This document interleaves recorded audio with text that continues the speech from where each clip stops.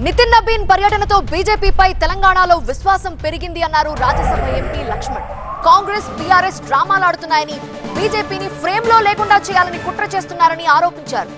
రెండు పార్టీలు కుమ్మక్కు రాజకీయాలు ప్రజలు గమనిస్తున్నారని, బీఆర్ఎస్ అవినీతి ఏమైందో రేవంత్ చెప్పాలని డిమాండ్ చేశారు. కార్పొరేషన్ ఎన్నికలకి ప్రణాళిక సిద్ధం చేస్తున్నామని, తెలంగాణ బీజేపీ అధికారంలోకి వస్తుంది అన్నది ధీమా వ్యక్తం చేశారు లక్ష్మణ్.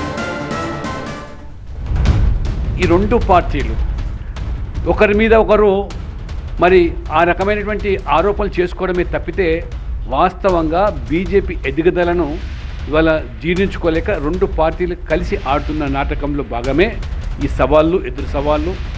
వార్తల్లో ఉండడానికి ఇవాళ ఈ రెండు పార్టీలు ప్రయత్నాలు చేస్తుంది. కాంగ్రెస్ పరోక్షంగా బీఆర్ఎస్ ఆ రకంగా మరి వార్తల్లో పెడుతూ వాళ్ళ యొక్క అవినీతిని, వాళ్ళ వైఫల్యాలను ఒకవైపు కప్పిపుచ్చుతూనే గతంలో బీఆర్ఎస్ చేసినటువంటి అవినీతి మీద చర్యలు తీసుకోకుండా రెండు పార్టీలు దోబించులాడుతూ ఈ రెండు పార్టీలు కూడా మరి కామన్ ఎజెండా ఏంటంటే మజ్లిస్ ప్రాపకం కోసం పనిచేయడం.